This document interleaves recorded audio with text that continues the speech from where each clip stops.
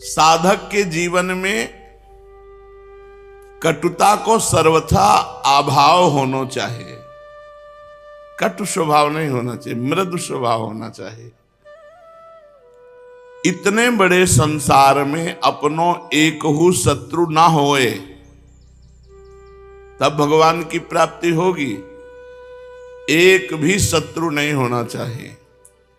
किसी से भी थोड़ा भी द्वेष होगा तो भगवत प्राप्ति नहीं होगी। लाला बाबू, उनका चरित्र भी है। वो जब श्री कृष्णदास जी से कहते, गुरुदेव भगवान थे उनके, कि अब विरक्त भेष दे दो, कहते अभी नहीं। एक लंगोटी लगाते, झोली टांग कर मधुकरी मांगते, रात दिन भजन करते लाला बाबू जी। उनके श्याम चंद्रमा जी ठाकुर जी हैं, बहुत महिमा में हैं। उन्होंने विचार किया कि मेरे में कौन सी कमी है जो गुरुदेव मुझे विरक्त भेष नहीं दे रहे।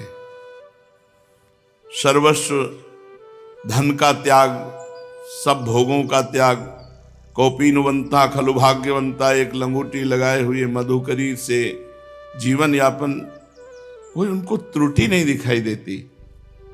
और जब कहते तब कहते अभी नहीं, अभी तुम योग्य नहीं हुए हो विरक्त भेष के। तो उनके दिमाग में आया कि रंगनाथ जी के सेठ से उनकी लाग डांट चलती थी, द्वेष था रंगनाथ जी के सेठ से। तो उन्होंने विचार किया कि शायद सृष्टि में और किसी से हमारा द्वेष नहीं, रंगनाथ जी के सेठ से, शायद यही हमारी विरक्ति में बाधा पड़ रहा हो। तो रोज सुबह रंगनाथ जी में भिखारियों को कुछ पदार्थ बांटे जाते थे। उसी पंक्ति में लाला बाबूजी लग गए जाके। सेवकों ने देखा रंगनाथ जी के सेठ वृंदावन में थे, उनसे प्रार्थना की कि लाला बाबू लाइन पे लगे हुए हैं जहां भिखारियों की।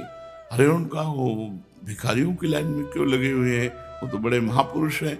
तो हाथ में थाल और थाल में रत्न आदि लेकर के आए और कहा, बाबूजी आप भिक्षा की पंक्ति में क्यों खड़े हैं, आपका तो स्वागत है। तो उनका नहीं, मैं भिक्षुक हूं, मुझे एक मुट्ठी चावल केवल जैसे सबको बांट रहे हो वैसे मुझे दे दो। वो गले लगा लिए, बोले मैं आपका भिखारी हूं, मुझे केवल भिक्षा चाहिए। रंगनाथ जी के सेठ ने गले लगा लिया, राग द्वेष खत्म हो गया। वहां से लौट रहे थे तो रास्ते में मिले गुरुजी और उनका, लाला बाबू आज तुम्हें विरक्त भेष दे देंगे। एक भी व्यक्ति से यदि द्वेष है तो भगवत प्राप्ति के मार्ग में बाधा है। इसलिए पंडित गया प्रसाद जी महाराज कह रहे हैं, बाबा गिरिराज वाले, इतने बड़े संसार में अपनों एक हु शत्रु न बन पावे। सेवक जी महाराज लिखते हैं, हरिवंश नाम लीन जे अजात शत्रु ते सदा, प्रपंच दंभ आदि दय तहां कछु न पेखिए। जो श्री हरिवंश श्री हरिवंश श्री हरिवंश ऐसा नाम रटता है तो इस नाम के प्रभाव से संसार में उसका कोई एक भी शत्रु नहीं होता। अजात शत्रु से ही कहते हैं पूरी सृष्टि में एक भी कोई दुश्मन न हो, एक भी कोई द्वेष का पात्र न हो, तभी वो सर्वात्मा भगवान को प्राप्त कर पाता है। तो इतने बड़े संसार में अपनों एक हु शत्रु न बने और न काहूं सो आसक्ति रहे। किसी से ज्यादा आसक्ति ना हो जाए, ना किसी से बैर और ना किसी से मित्रता, सम अवस्था, सबके प्रति समान भगवत भाव। ना काहू सो आसक्ति और ना काहू सो विरोध। कबीरा खड़ा बाजार में सबसे पूछे खैर, ना काहू सो दोस्ती और ना काहू सो बैर। किसी से ना दोस्ती ना किसी से बैर। एक ही ईश्वर की संतान होए वे सो, सब ही अपने बंधु ही हैं, क्योंकि मित्रस्य दृष्टया समीक्षा महे। वेद भगवान आज्ञा करते हैं कि सबके प्रति मैत्री भाव रखो, पर कहीं आसक्ति ना होने पावे। भगवान ने भी कहा अद्वेष्टा सर्वभूतानां मैत्रः करुणैव च, लेकिन निर्ममो, मित्रता हो पर ममता ना हो, मित्रता हो पर आसक्ति ना हो। ये बड़ी कला है, अध्यात्म ही इसमें पुष्टता देता है कि हमारी आपसे मित्रता है पर ममता नहीं, आसक्ति नहीं है। मित्रस्य दृष्टया समीक्षामहे, सेवक जी महाराज सेवक वाणी में वर्णन करते हैं, सब जीवन सो प्रीति पर रीति निबाहत आपनी। हरिवंश धर्म की रीति क्या है? सुख देवे को चावचित सब सो हित निष्काम। निष्काम सब जीवन सो प्रीति पर रीति निभात अपनी। अपनी रीति क्या है? सब सो हित निष्काम मति, किसी से कुछ नहीं चाह, स्वार्थ वसात किसी से प्रेम नहीं, सबसे निष्काम प्रेम। ये प्रेमी धर्मी की एक वृत्ति होती है, उसमें स्वार्थ भाव रहता ही नहीं है। वो सबसे प्यार का बर्ताव करता हो, किसी से भी आसक्ति नहीं, किसी से ममता नहीं, किसी से कोई चाह नहीं। श्री वृंदावन और गिरिराज जी की परिक्रमा की रज सदैव शरीर में लगी ही रहे, रज सदैव शरीर में लगी ही रहे। दूसरों तुम्हारी निंदा भले ही करे, तुम अपनी निंदा सुन ले, पर काहू की निंदा कबहू मत करो। वृंदावन गिरिराज जी की परिक्रमा की रज शरीर में लगी रहे और तुम्हारी कोई निंदा करे तो उसे सह लो, तुम किसी की निंदा मत करो। कोई तुम्हारी हानि कर दे पर तुम पलट के काहू की हानि मत करो। कोई तुम्हारा अपमान कर दे तो तुम सह ले, पर तुम काहू को अपमान कबहू मत करो। ना कबहू काहू पे क्रोध करो, क्योंकि तपस्या एवं यज्ञादिकों को जो दान दिया जाता है, क्रोध आने पर वो सब नष्ट हो जाता है। तपस्या पुण्य ये सब नष्ट हो जाता है जब क्रोध आता है। इसीलिए काम क्रोध लोभ को नरक का द्वार बताया गया है। त्रिविधम नरकस्येदम द्वारम नाशनमात्मनः कामः क्रोधा तथा लोभः तस्मादेत्ययं त्यजेत। काम क्रोध मद लोभ सब नाथ नरक के पंथ, सब परिहर रघुवीर हैं भजो भजय जय संत। भजन कब होता है? जैसे संत जन भजन करते, जब काम क्रोध मद लोभ का त्याग कर दिया जाए, क्योंकि सीधे नरक के द्वार हैं। कामः क्रोधा तथा लोभा तस्मादेत्ययं त्यजेत, इन तीनों का त्याग कर दे, भगवान कह रहे गीता जी में। इसलिए कभी भी क्रोध नहीं करना चाहिए। शास्त्र में लिखा है तपते यज्ञते चैव यच्च दानम प्रयच्छति क्रोधस्तु सर्वहरति तस्मात् क्रोधम विवर्जयत। जो भी तपस्या है, जो भी पुण्य है, जो भी साधना है, जब हम किसी पर क्रोध करते हैं तो हमारी साधना नष्ट हो जाती है। हमारा साधन से किया हुआ तप पुण्य ये क्षीण हो जाता है।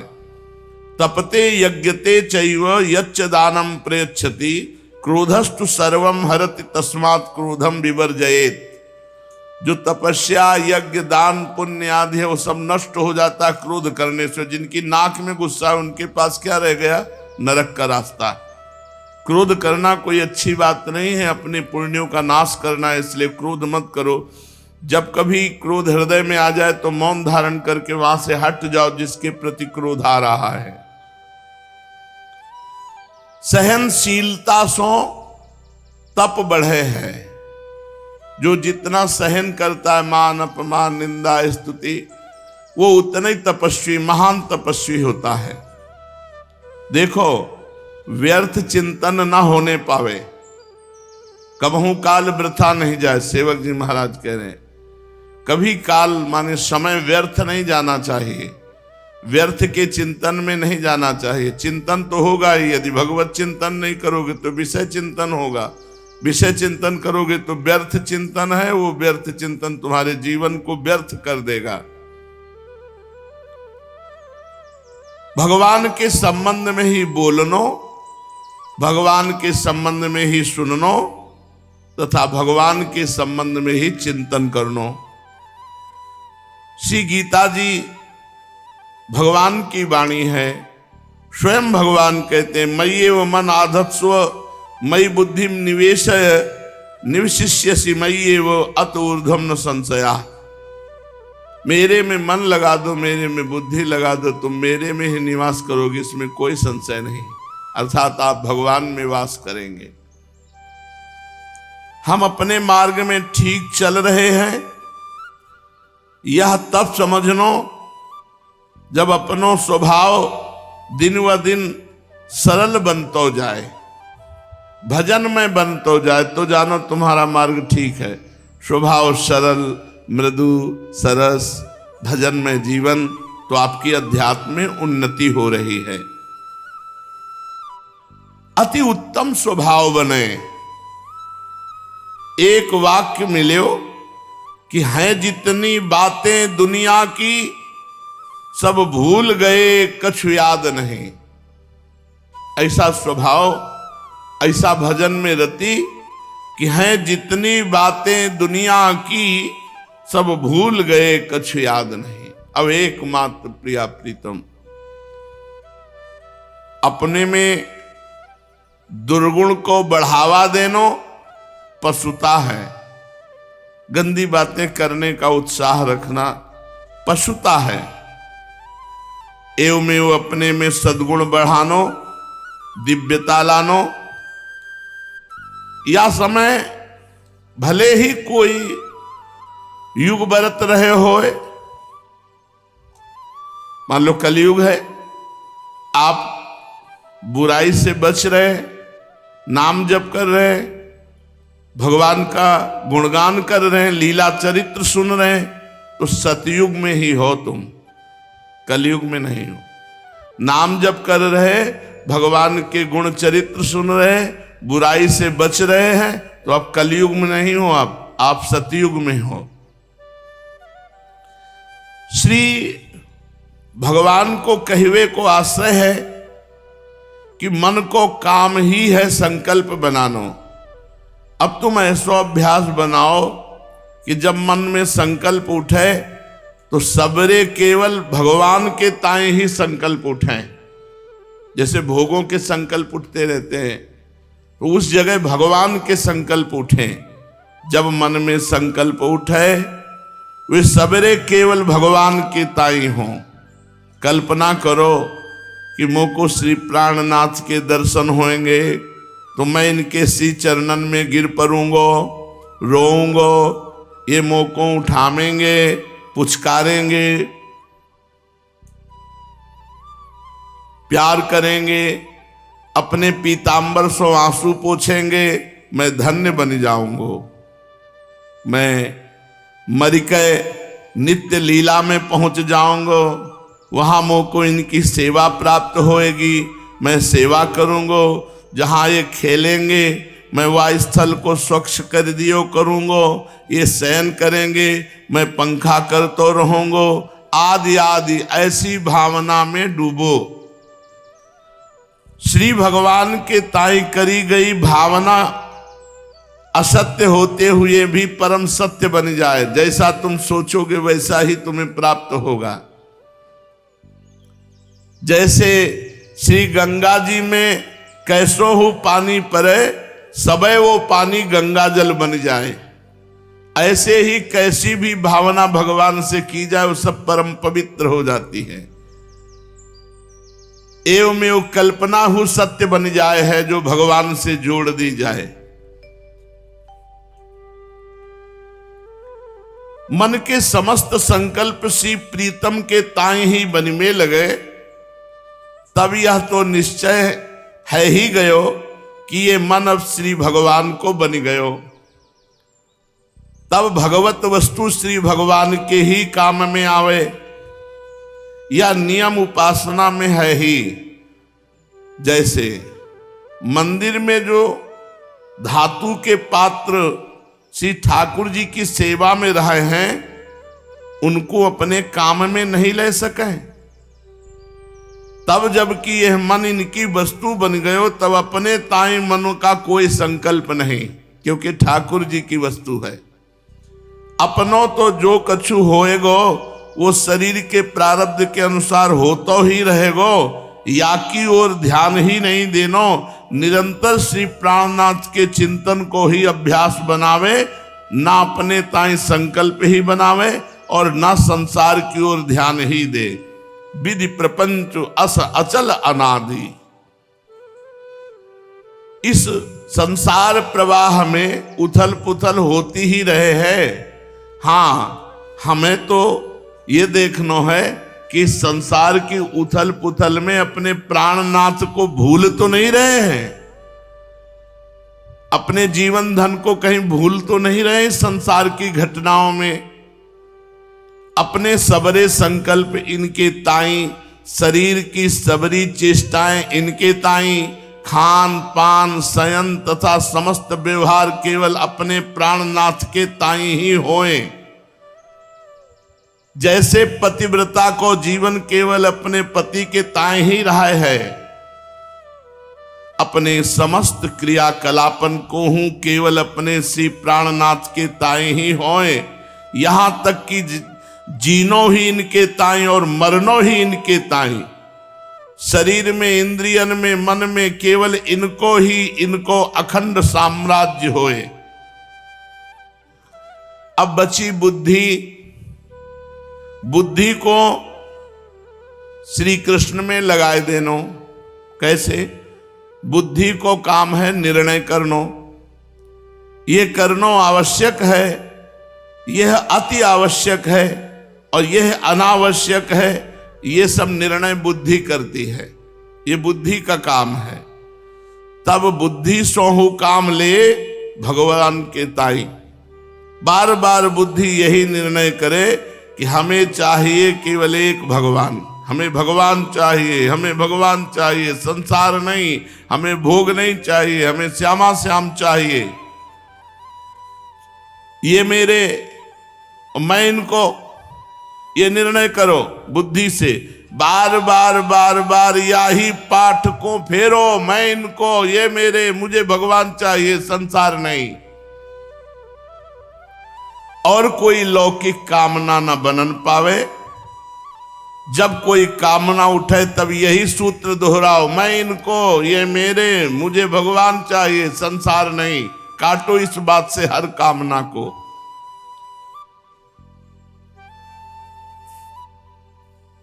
परम पूज्य परम श्रद्धे श्री पंडित जी महाराज के एक निकट स्थित जन ने अपने परम पूज्य श्री पंडित जी से प्रार्थना करी कि आप हमें श्रीमद् भागवत पुराण के कोई 7 श्लोक जो आपको परम प्रिय हों लिख के देव।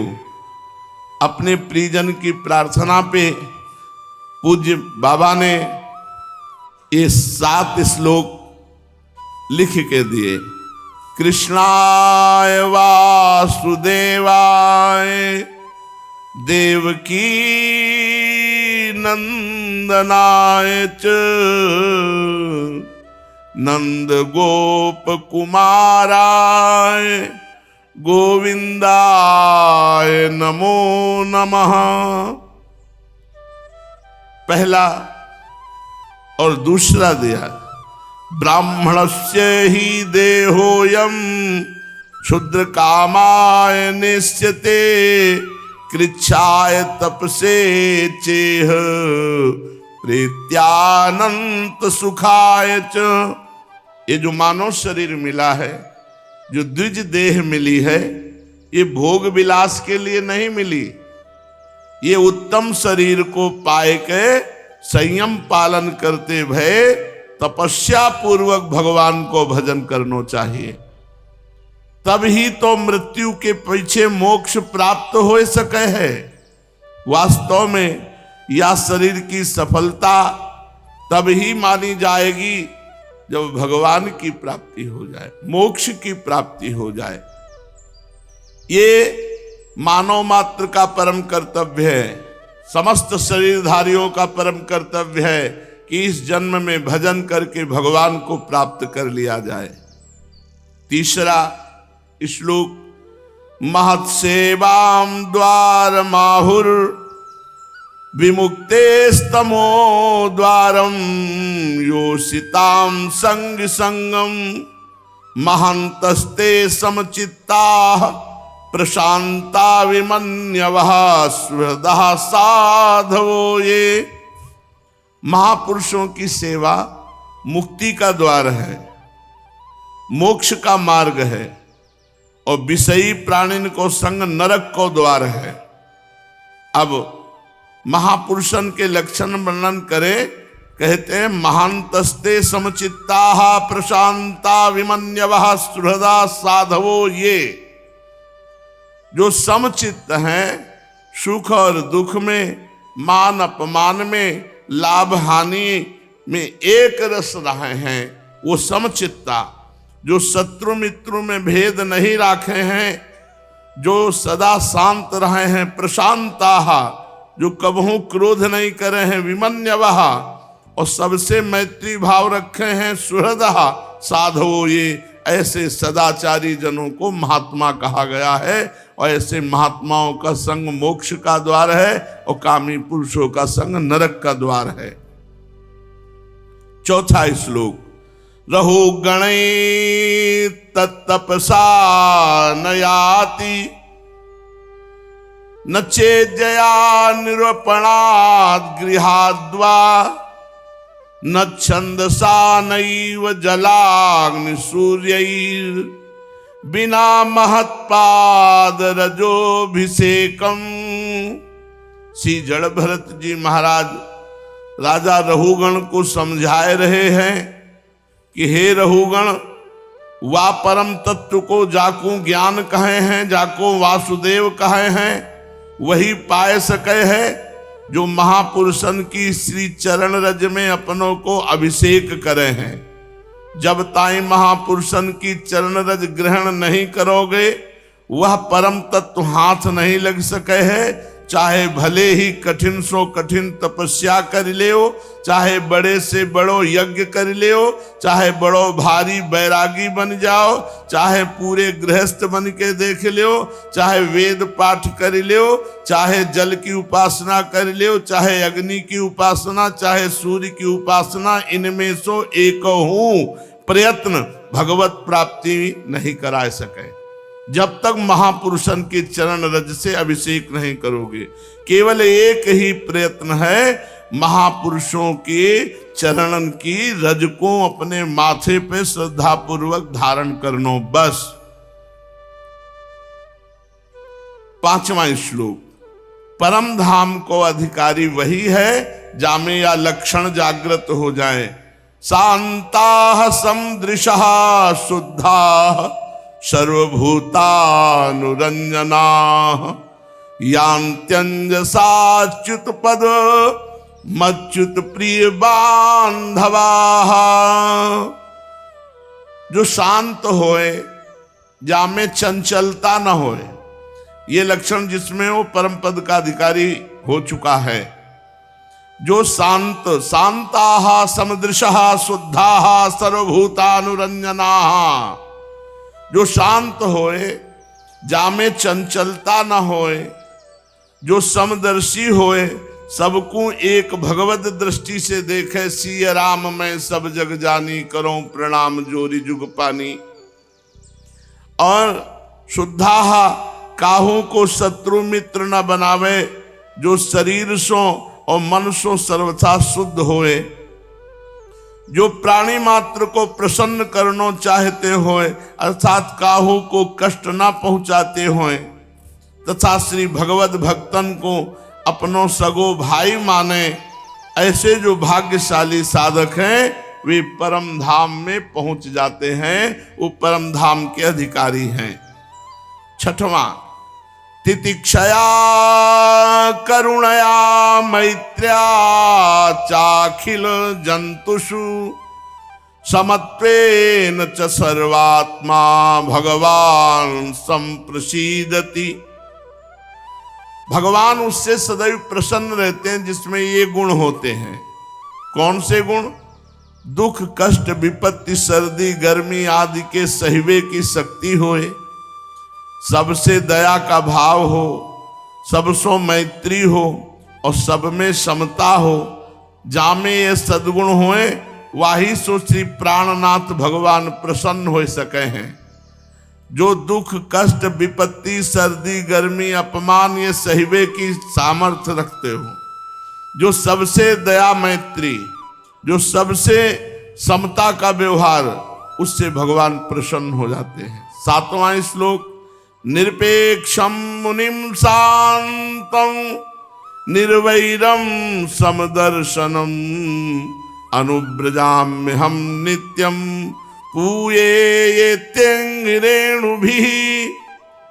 श्री प्राणनाथ भगवान श्री कृष्ण स्वयं अपने श्री मुख से भक्त की प्रशंसा करके कहते हैं, हे उद्धव, मैं ऐसे भक्त के पीछे पीछे सदैव चलता रहा हूं जामे ऐसे लक्षण होए, निरपेक्ष, जो काहू से कछु लेवे की कामना ही नहीं करता होए, मुनि, जो मननशील होए, कैसी हो परिस्थिति में जाकी शांति भंग न होए, निर्वैर, जो काहू सो बैर न करतो होए, समदर्शन, जो सबको एक समान देखतो होए, ये अपनो है, ये परायो है, ये शत्रु है, ये मित्र है, ऐसो भेदभाव जाके मन में ना होए, वो समदर्शी।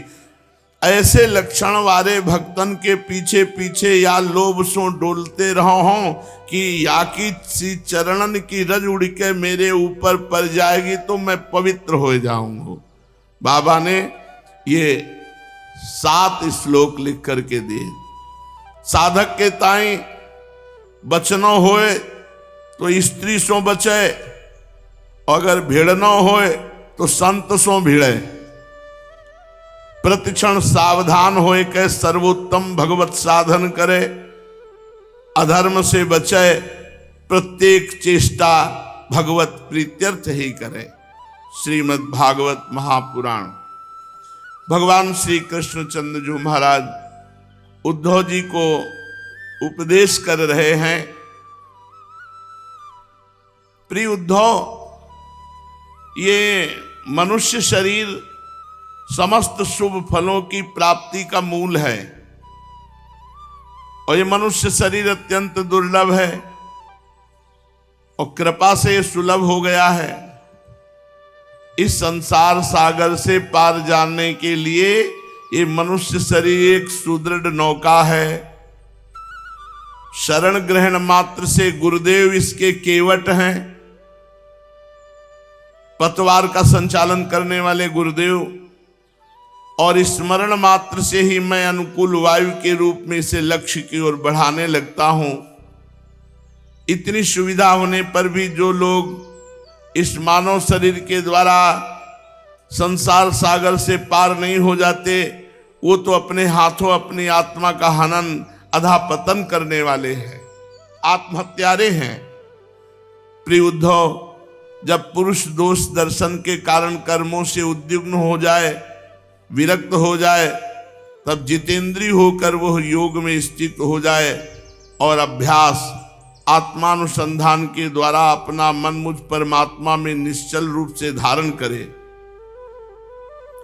जब स्थिर करते समय मन चंचल होकर इधर उधर भटकने लगे, तब झटपट बड़ी सावधानी से उसे मना कर, समझा बुझा कर, फुसला कर अपने वश में कर ले। इंद्रियों और प्राणों को अपने वश में रखे, मन को एक क्षण के लिए भी स्वतंत्र न छोड़े, मन की एक एक चाल एक एक हरकत को देखता रहे। इस प्रकार सत्य संपन्न बुद्धि के द्वारा धीरे धीरे मन को अपने बस में कर लेना चाहिए। जैसे सवार घोड़े को अपने वश में करते समय उसे अपने मनोभाव की पहचान कराना चाहता है, अपनी इच्छा के अनुसार उसे चलाना चाहता है और बार बार फुसलाकर उसे अपने वश में कर लेता है, वैसे ही मन को फुसलाकर उसे मीठी मीठी बातें सुनाकर वश में कर लेना और परम योग है। सांख्य शास्त्र में प्रकृति से लेकर शरीर पर्यंत सृष्टि का जो क्रम बतलाया गया है, उसके अनुसार सृष्टि चिंतन करना चाहिए और जिस क्रम से शरीर आदि का प्रकृति में लय बताया गया है उस प्रकार लय का चिंतन करना चाहिए। ये क्रम तब तक जारी रखना चाहिए जब तक मन शांत स्थिर न हो जाए। जो पुरुष संसार से विरक्त हो गया है और जिसे संसार के पदार्थों में दुख बुद्धि हो गई है, वो गुरुजनों की शरण ले ले। भगवान आदेश कर रहे हैं वो गुरु बनावे और गुरुजनों के उपदेश को भली भांति समझकर बार बार अपने स्वरूप के ही चिंतन में संलग्न रहे। इस अभ्यास से बहुत शीघ्र उसका मन अपनी वह चंचलता जो अनात्मा शरीर आदि में आत्मबुद्धि करने से हुई है छोड़ देता है। मन एकाग्र हो जाता है। यम नियम आसन प्राणायाम प्रत्याहार धारणा ध्यान और समाधि योग मार्ग से वस्तु तत्व का निरीक्षण परीक्षण करने वाली आत्मविद्या से और मेरी प्रतिमा के पूजन से भगवत चिंतन होने लगता है। भगवान आदेश कर रहे हैं प्रतिमा पूजन के लिए। हमें भगवान के आदेश को मानना चाहिए, इन संसारी लोगों के नहीं। अरे बोले तो मूर्ति पूजक भगवान आदेश कर रहे हैं। मेरी प्रतिमा विराजमान करके उसके पूजन करने से निश्चित भगवत प्राप्ति होती है, क्योंकि बार बार चिंतन बनने लगता है, सेवा का चिंतन बनने लगता है और कोई उपाय नहीं। उद्धव, वैसे तो योगी कोई कभी निंदित कर्म करता ही नहीं। बहुत ध्यान देने की बात है। भगत उपासक योगी कभी कोई पाप कर्म नहीं करता, परंतु यदि कभी उससे प्रमादवश कुसंगवश कोई ऐसा कार्य बन जाए जिसे पाप कहते हैं, तो वो अन्य कोई प्रायश्चित न करे। जो साधना कर रहा है उसी से भस्म हो जाएगा। नाम जप नाम कीर्तन भगवत कथा लीला श्रवण गायन, इसी से सारे पाप भस्म हो जाएंगे। उसे कृच्छ चंद्रायण आदि दूसरे प्रायश्चित कभी नहीं करना चाहिए।